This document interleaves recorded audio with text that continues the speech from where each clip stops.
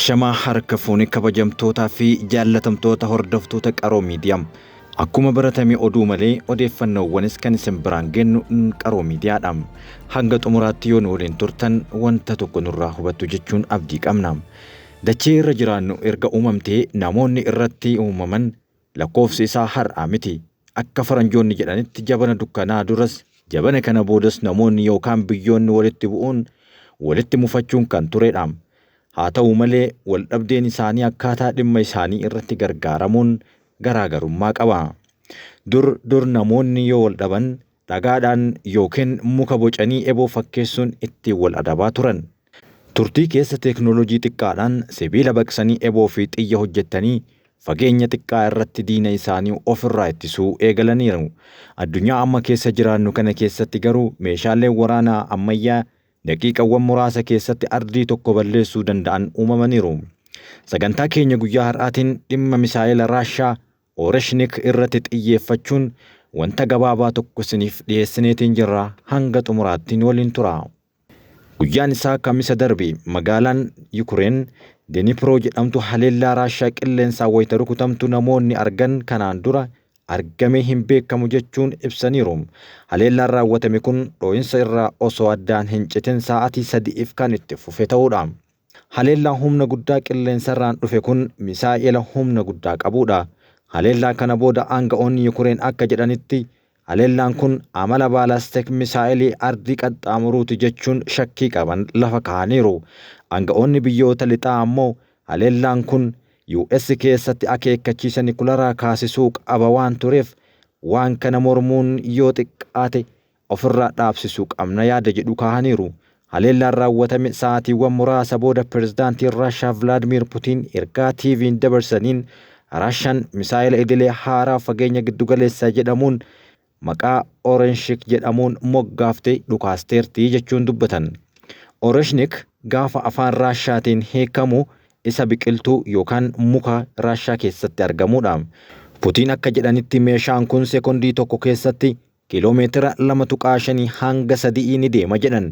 Kana jechuun ammoo saffisa sagalee dachaa 10 kan caaludha. Ammatti meeshaa kana karaan ittiin qolachuun danda'amu tokkollee hin jiru jedhan Putiin itti dabaluudhaan waa'ee meeshaa haaraa kanaa yeroo Yukureenitti dhukaasan. Pirezidaanti Putiin akka jedhanitti bakka indastirii waraanaa ijoo Deniproo kutaa Yukureen misaa'ilotaa fi meeshaalee waraanaa oomishuuf oolu rukutamee barbadaa'eera jedhan. Haleellaa kana sababa bakka irratti xiyyeeffatame qaqqabeef yaalii milkaa'aa jechuun Putiin dubbataniiru. Guyyaa tokko booda qondaaltota humna ittisa olaanootti yeroo dubbatanitti haalota waraanaa barbaachisoo ta'an keessatti dabalatee misaa'ilota kana yaaluun amma boodas itti fufa jedhan. Putiin waa'ee meeshaa waraanaa haaraa fayyadamanii kana akkasitti haa ibsaniyyuu malee qabatamatti maal akka ta'e waliigaltee ifaa hin jiru. Intelejensiin waraana Yukureen gosti misaa'ilii haaraa kanaa baalastik misaa'ilii ardii qaxxaamuru kun kaardi jedhamudha jechuun dubbateera. Bakka irraa dhukaafame naannoo Raashaa Astrand kan kiiloomeetira 1000 fagaaturraa Yukureen qaqqabuudhaaf daqiiqaa 15 qofa itti fudhateera. Kana jechuun daqiiqaa 15 keessatti fageenya kiiloomeetira 1000 ol adeema jechuudha. Misaa'illi kun mataa baarudaa 6 kan tokkoon isaanii rasaasa 6 qaban ofirratti qaba. Yaadni kun qorannoo viidiyoo bakka meeshaan kun haleelirraa BBC'n fudhatee ni agarsiisa. Dimismisa yookiin qulqullina gaarii kan hin qabne ta'us viidiyoo irratti akka mul'atutti dhukaasni samii halkanirraa rasaasa kallattiin 6 fincilee dhufedha. Bakki misaa'iliin kun haleele ammoo naannoo indastirii kibba lixaa magaalaa Yukureen kan taate Deniprooti. Baalastik misaa'il walumaa galatti bakka itti dhukaafame kan qaqqabuu fi jajallataa yookaan gogolbatee qilleensatti kan ol ba'udha. Boodas haaluma wal fakkaatuun bakka rukutuuf filatame sanitti gadi deebi'uun yaalii isaa galmaan kan ga'udha. Yeroo samii irraa bu'uu deemutti saffisni isaa dabalaa waan deemuuf namni isa hordofu akka isa hin argineef ni ta'a. Kun ammoo yeroo bakka rukutuuf argametti dhihaatee deemutti akka dadacha'uu ta'uun boca salphatti hin rukutamne qabaataa deema. Akkana ta'uun isaas sistemii yookaan mala misaa'ila qolachuuf lafarraa gara qilleensaatti yeroo dhukaafaman salphatti argachuu waan hin dandeenyeef waraana keessatti haaraa miti yeroo meeshaan yaaddoo uumu akka kanaa jira ofirraa qolachuuf yaalii taasifamu ni jiraata. Garuu hanguma saffisni meeshaa dhukaafamee cimee deemu meeshaan ittiin ittisanus cimaa deema jechuun aangawoonni dubbataniiru.